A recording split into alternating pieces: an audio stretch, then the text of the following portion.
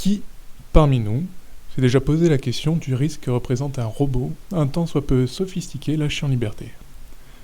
Qu'arriverait-il si les sentinelles de Matrix sortaient d'un laboratoire, Ultron de chez Marvel, ou même si on se retrouvait face à face avec Bender de Futurama? Je ne parle pas de Skynet qui est très cliché, comme commencer une présentation sur l'IA en captivant l'attention du public en parlant de robots venant de la culture populaire. Plus sérieusement, il s'agit d'une problématique, sujet de cette présentation, auquel, en tant qu'industriel, on se retrouve de plus en plus confronté. Bienvenue donc à tous à l'IA de confiance, un verrou technologique contemporain.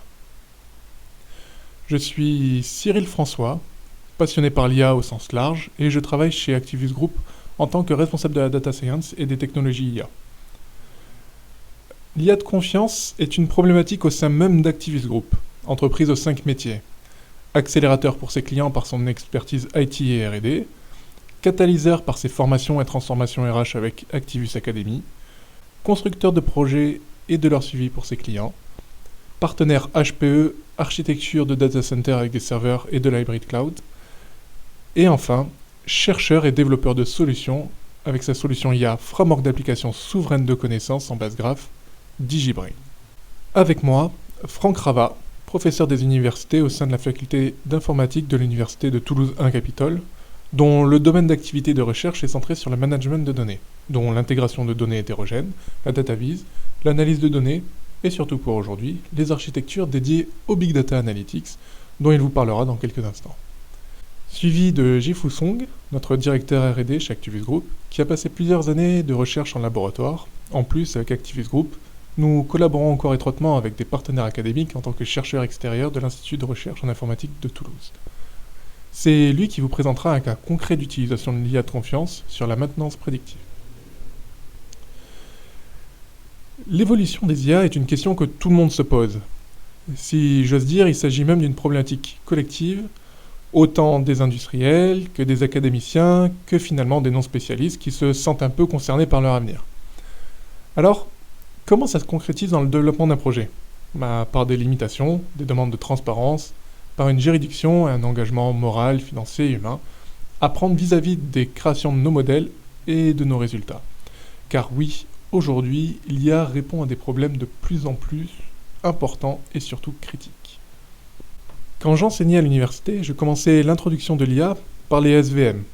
Quand on se posait la question de trier des groupes de points dans un référentiel. S'ils sont en haut, ce sont des ronds, s'ils sont en bas, ce sont des croix. On trace un trait, on vérifie que nos 10 points respectent bien cette règle et paf, la démonstration est faite. Niveau enjeu, c'était assez limité. Il n'y a pas de risque à jouer dans un bac à sable théorique. Il y a quelques années, grâce aux techniques de machine learning, on pouvait se poser la question de trier automatiquement les fruits comestibles ou non basés sur des capteurs optiques. On voit bien qu'il pouvait y avoir quelques faux positifs, quelques faux négatifs. Les enjeux n'étaient, là encore, pas des plus vitaux. Aujourd'hui, cependant, avec le deep learning, les réseaux convolutionnels, quand on veut qu'une voiture conduise de façon autonome, on ne peut plus se dire qu'écraser des piétons n'est pas un risque vital. Même juste un ou deux.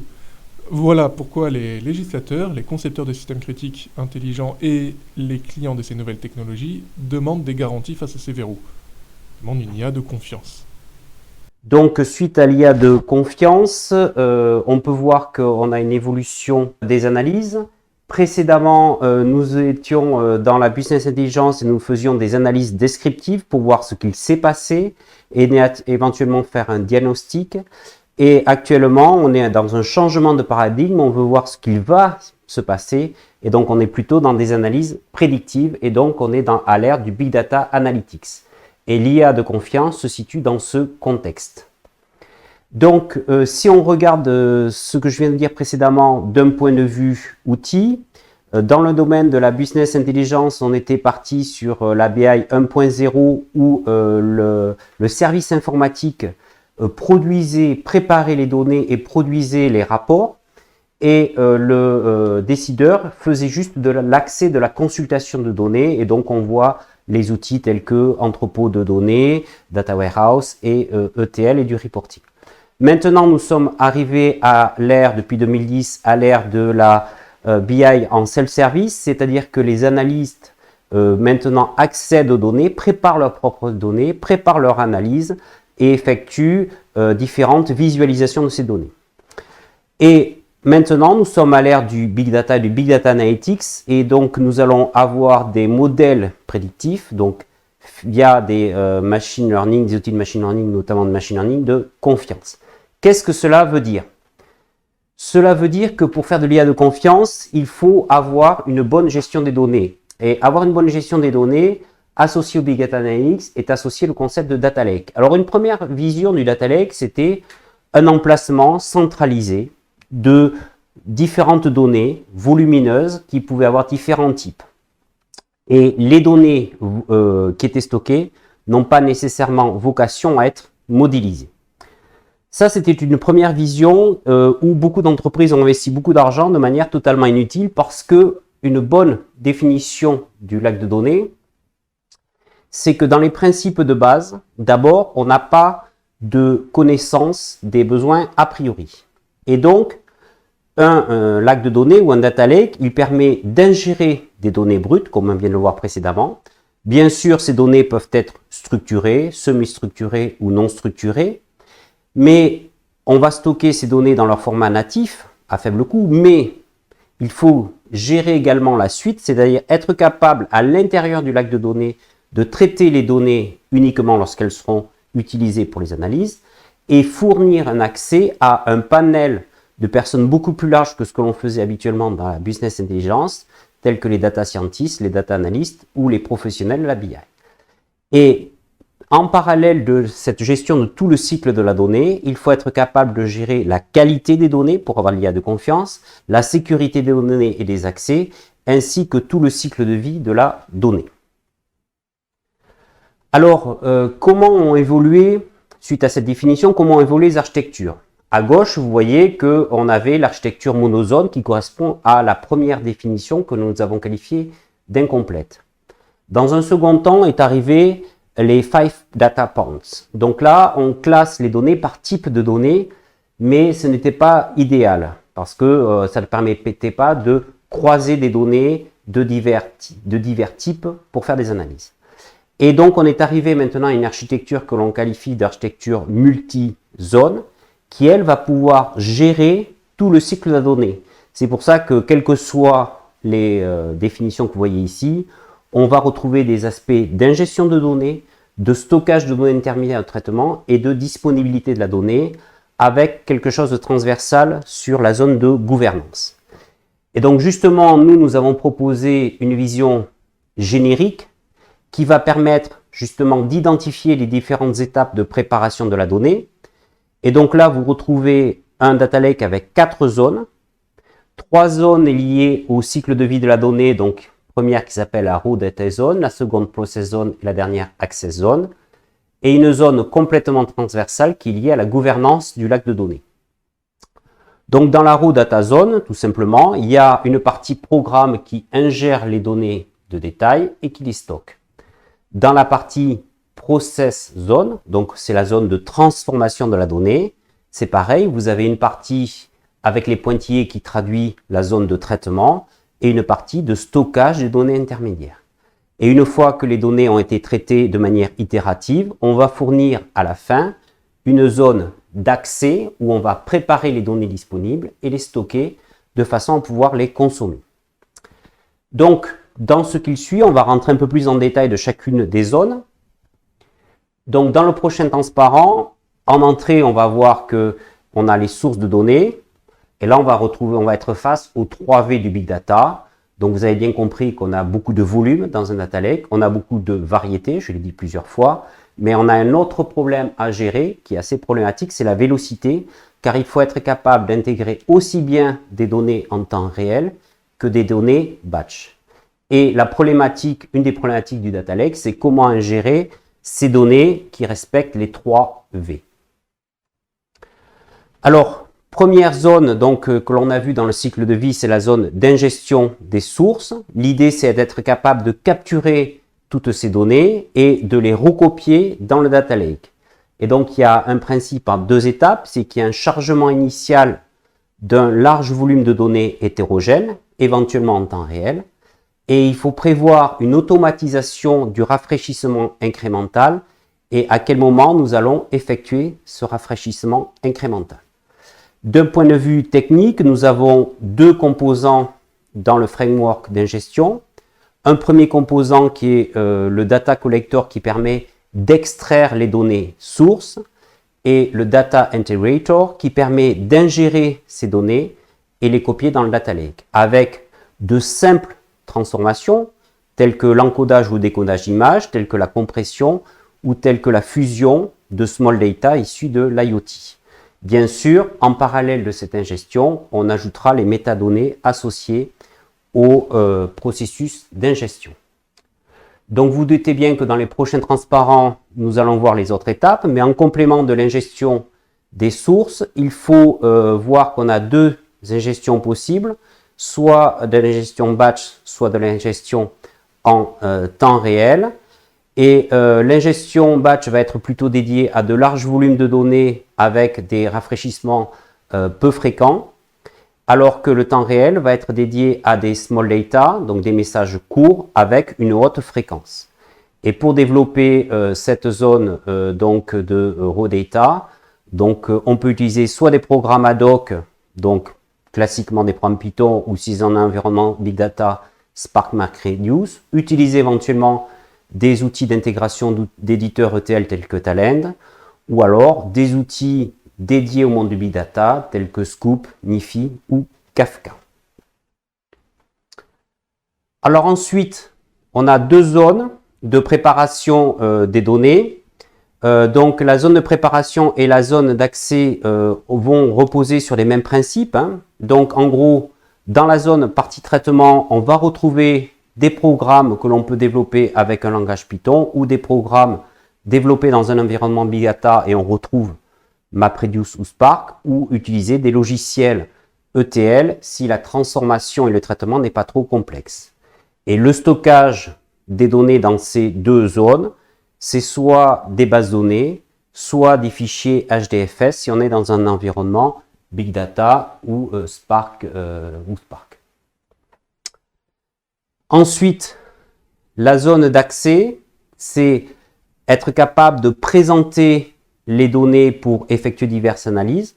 Donc en gros, ça consiste à créer des sous-environnements dédiés au métier. Alors on peut parler de magasins de données ou de Discovery Sandbox. Et donc il faut être capable de proposer également, comme on l'a vu précédemment, des traitements de transformation de données et des stockages orientés métier adaptés aux outils d'analyse. Donc si on veut appliquer un algo de machine learning, il faudra proposer des tables à une dimension. Si on veut faire du reporting BI, on peut avoir différents types de bases données, des bases données OLAP ou des bases données relationnelles. La quatrième zone est assez intéressante parce que c'est celle qui permet de s'assurer de la bonne gouvernance et du bon cycle de vie de la donnée. Et donc, du coup, si vous reprenez le transparent, quelques transparents avant, dans le transparent de l'architecture générale, à chacune des étapes, la raw data, la process data et la available data, à chaque fois, on alimente de manière automatique ou semi-automatique les métadonnées. Du coup, la gouvernance va permettre de rechercher des données, des processus et des analyses pertinentes plutôt que repartir from scratch à chaque fois que l'on voudra faire, par exemple, une analyse de machine learning. Du coup, cette zone de gouvernance va permettre de faire des recherches de manière aisée, va permettre de vérifier le cycle des données et va permettre de vérifier la qualité des données, la sécurité des accès.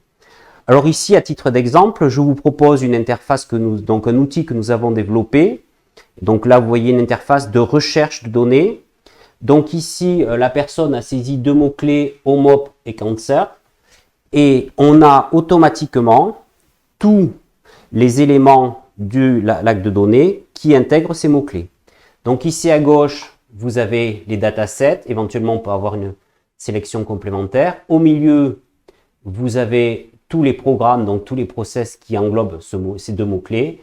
Et à droite, vous avez les analyses, notamment les analyses de machine learning qui sont relatives à ce mot-clé. Alors, on va rentrer un peu plus dans les détails parce que l'outil que nous permettons justement permet de faire de l'exploration d'informations dans le lac de données. Donc ici, en haut à gauche, vous retrouvez la liste des résultats. Donc là, nous sommes concentrés sur les datasets. et la personne a sélectionné colonne concert. Et donc là, parmi tous les datasets, on va analyser en détail le dataset colonne concert. Ici, vous avez la propriété telle que le nom, le type, à quelle date il a été créé.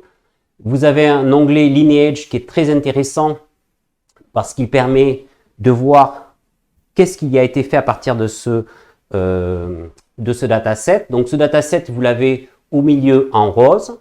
Il est précédé d'un processus d'ingestion en gris et en jaune, vous avez la source de données. Et on voit que ce colonne concert au milieu a été utilisé par un processus de transformation qui a généré un nouveau processus à droite en rose.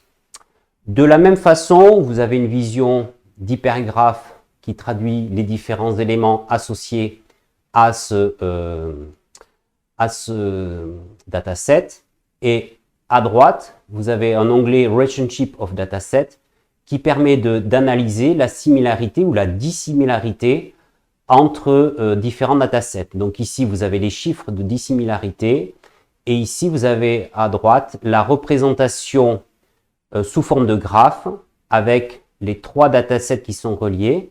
Donc on a lung concert, colon concert et breast concert et vous avez les informations liées à la dissimilarité donc puisqu'on a calculé une solution de dissimilarité avec un seuil que l'on peut modifier. Et donc là, vous voyez, à travers cette zone gouvernance, on peut réutiliser, rechercher des datasets, mais exactement on pourrait faire des processus, donc des programmes ou des analyses pour pouvoir effectuer une analyse de confiance et qui est rapide puisqu'il va permettre de réutiliser des choses qui ont été précédemment utilisées.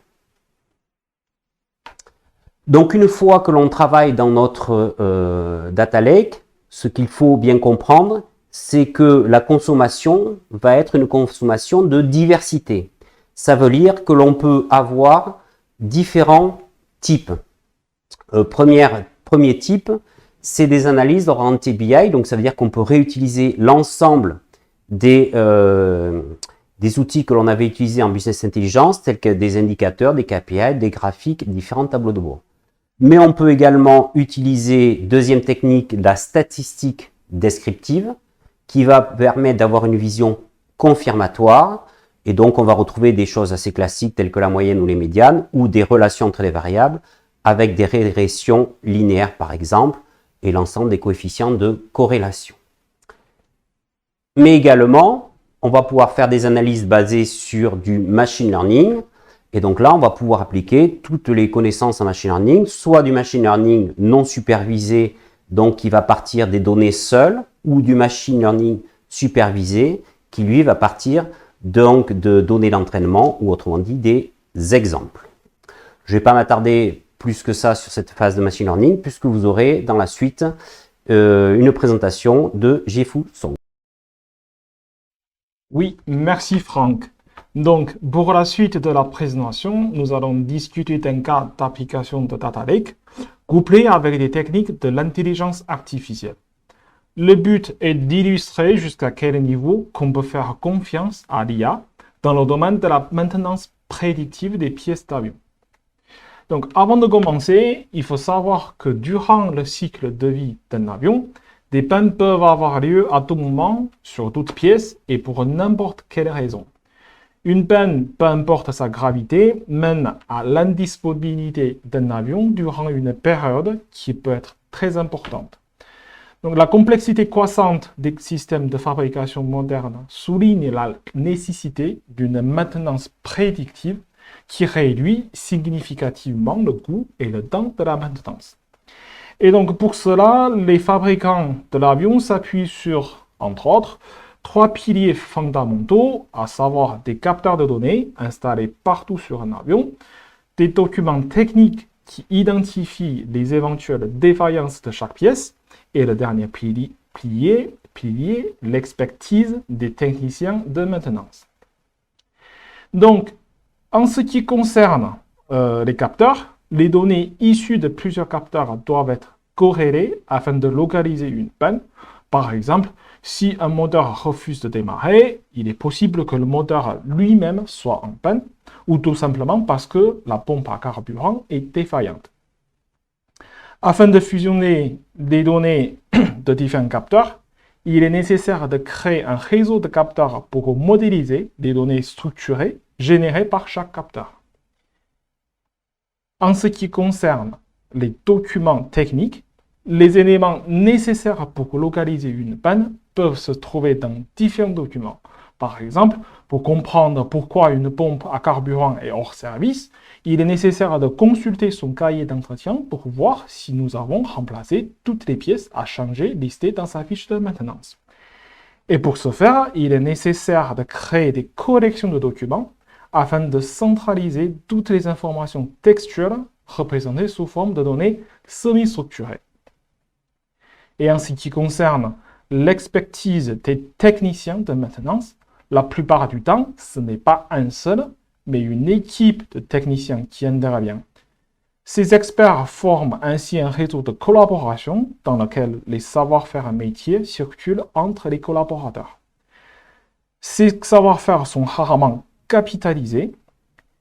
On parle ici des données non structurées qui sont difficilement exploitables par les non-experts ou par un ordinateur de manière automatique. Donc, face à un grand volume de données hétérogènes provenant de multiples sources, nous proposons une solution intelligente et innovante de Data Lake.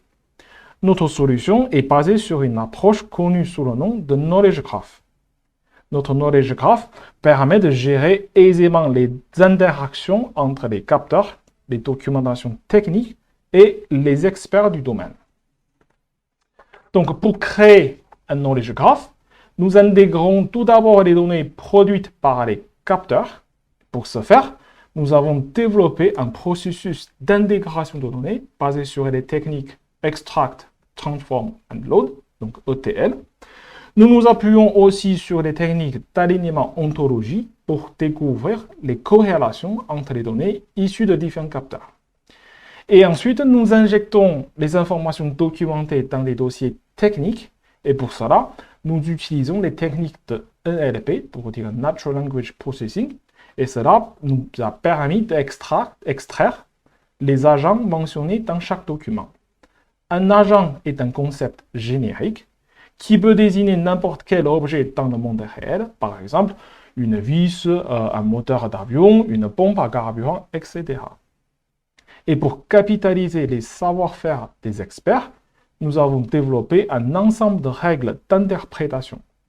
Ces règles d'interprétation sont implémentées via une interface graphique dans laquelle un expert du domaine peut manipuler directement des concepts de métier, les associer ensemble et définir de nouvelles relations entre les concepts de métier. Donc après ces trois étapes, nous créons un Knowledge Graph géant composé de plus de 4000 nœuds et plus de 12 000 relations.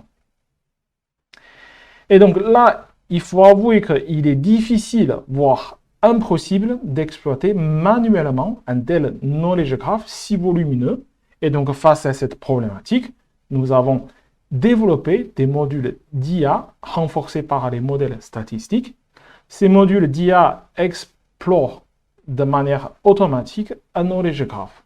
Donc cette exploitation automatique permet de répondre à différents besoins métiers en fournissant des résultats de prédiction pertinents. Donc ici, nous pouvons citer un cas d'application qui a pour but de prédire la probabilité de défaillance de toutes les pièces d'un avion. Et pour cela, nous avons développé un module de prédiction couplé avec le modèle statistique de la distribution Weibull. Ce module d'IA produit un résultat de diagnostic qui affiche pour chaque opération de maintenance une liste des pièces potentiellement défectueuses. En prenant les top 2 pièces les plus probablement défectueuses selon la prédiction, nous avons vérifié dans le cahier d'historique de maintenance réellement effectué et nous avons obtenu un taux de précision de plus de 96% pour notre prédiction d'IA. Donc l'aspect Nos valeurs et la puissance de notre solution nous ont permis de publier un article de recherche dans une revue internationale de référence, à savoir ESWA.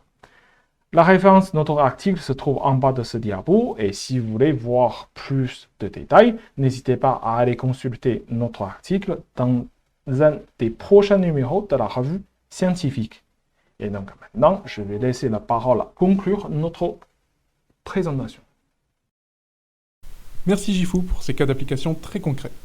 Ici, il est facile de voir que prédire les défaillances de pièces d'avion atteint un haut niveau critique, dont les enjeux sont avant tout importants humainement, et on ne tolère pas la prise de risque. Il nous faut des garanties. Celles-ci interviennent tout au long de la chaîne d'approvisionnement de données, de leurs injections dans le système intelligent aux décisions qui sont prises de façon autonome. En tant que concepteur d'IA, en plus de la responsabilité légale et des enjeux moraux, on se retrouve confronté à des verrous de protection de données, mais aussi à des verrous technologiques, de complétude, d'optimalité et de robustesse d'algorithmes. Et une fois ceci développé, il est de notre devoir de vérifier les interprétations automatiques et de s'en assurer, et aussi de les certifier. Aujourd'hui, nous sommes inondés de données.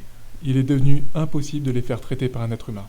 On a besoin d'un nouvel outil, d'algorithmes intelligents, mais aussi sûrs. C'est notre philosophie chez Activus Group et adoptée par notre produit DigiBrain. L'IA de confiance et ses points d'intérêt méritent notre attention.